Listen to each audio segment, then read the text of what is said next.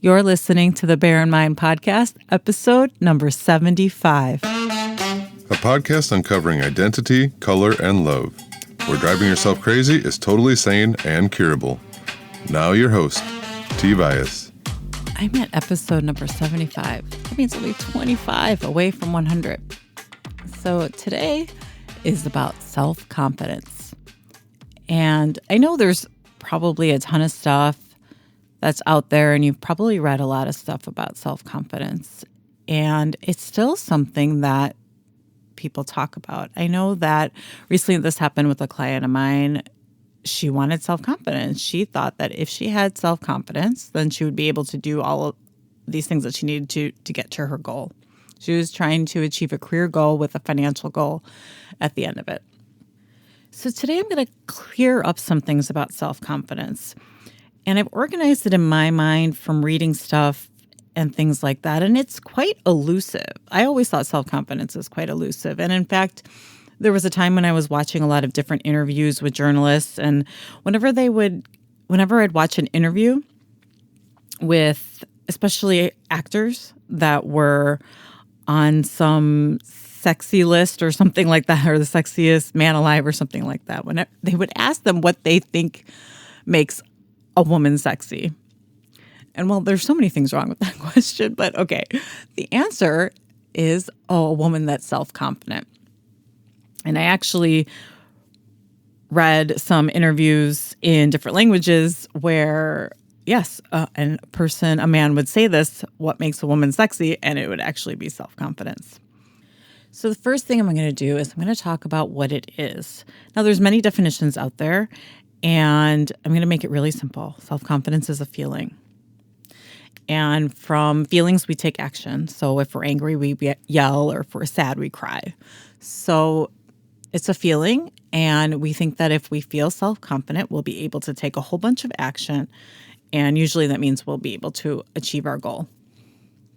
And the reason why I think self-confidence is kind of elusive is because it's not one of our universal kind of emotions. And what I mean by that is it's an emotion that needs to be developed where we have already kind of our innate emotions that are there for survival. And that, according to researcher Paul Ekman, and I read his book, Emotions Revealed, where he discovered that there are, I believe, like 6 universal emotions that every culture has. And there's been other studies, more current studies, that have come out about it. There are still kind of the core emotions, and I believe there's a film called In and Out that discusses these core emotions. So it's like anger, sadness, disgust, fear. But alas, there's no self-confidence on that list. So therefore, self-confidence is one of those emotions that you have to work at. It's an ability. You have to generate it yourself. And the simplest way, again, self-confidence is an emotion, and the way to generate that is to think that you can do something, that you can do whatever it is that you want to do. You want to learn to ride a bike, you can do that. You want to learn how to draw, I can do it, and you get through it, and you go through those steps, and then you achieve your goal. So then it becomes this ability to get through anything. I can get through anything. That's basically, I'm kind of simplifying it, but that is what confidence is. It's your ability to get through anything. It's actually your ability to get through any emotion, like shame or humiliation, all those things from putting yourself out there that are sometimes required in order to achieve what you want to achieve in your life.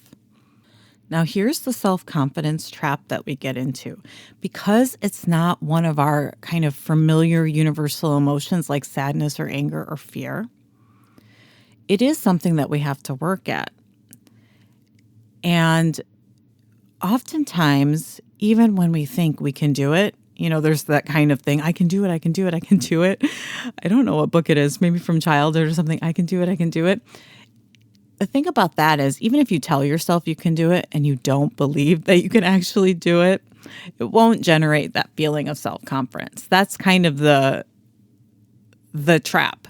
It's like, if you don't really believe that you can do it, you're not actually going to benefit from feeling self-confident because you're actually believing deep down inside that you can't do it. And And on the flip side is that you need to think that you can do something to create the emotion.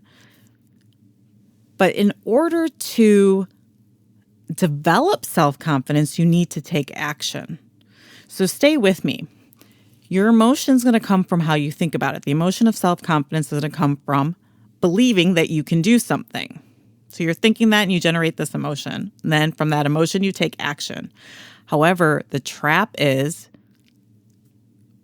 you need to develop that ability, and you develop that ability by taking action in order to develop the ability to believe that you can do something. So essentially, it's like, which came first, the chicken or the egg? And they're both right. We generate emotions with our thoughts, the way we think about it. And it only works if we genuinely believe what we're thinking. We can't just stick in a positive affirmation and expect us to generate self-confidence. So the only way around it to get that phrase, I can do something, for it to become believable and to generate that emotion of self-confidence is to do the thing anyway, is to do the thing that you don't feel self-confident about, the thing that you feel fearful of. Do it anyway. Nope, you're not ready. Do it anyway. You can't do it. Do it anyway. You're not good enough. Do it anyway. And that's how you get out of the trap, is that you do it anyway. And it's kind of like you trick your brain a little bit, because you don't have self-confidence, but you kind of give yourself something, well, I'm just going to do this anyway. Oh, okay, I'll try it or something. You give yourself a little bit of an in-between so that you actually take action. And the thing is, you're already doing this in life. You're already taking action when you don't want to or you don't feel like doing it. You run out of food, you go to the grocery store. Some afternoons, I don't feel like picking up my child from school. I pick her up anyway.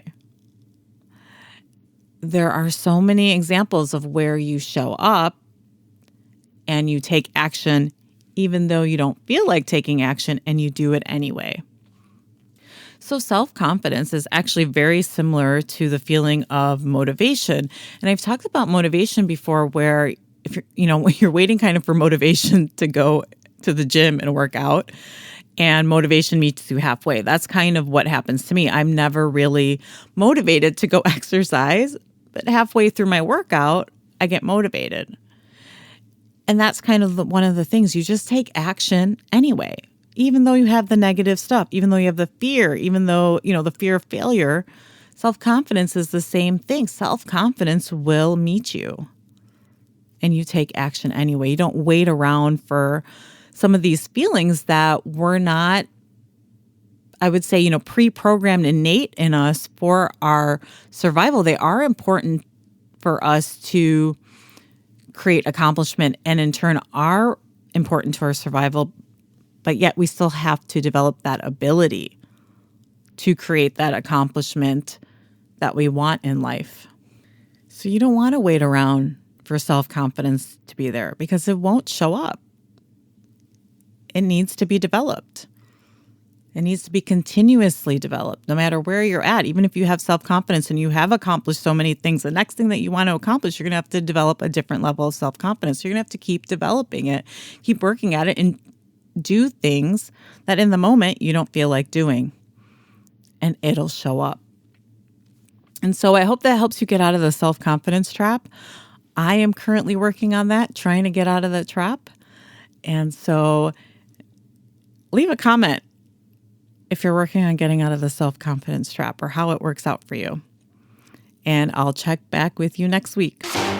Thanks for listening. Listen for a new episode next Tuesday by subscribing on your favorite podcast platform. Bye for now.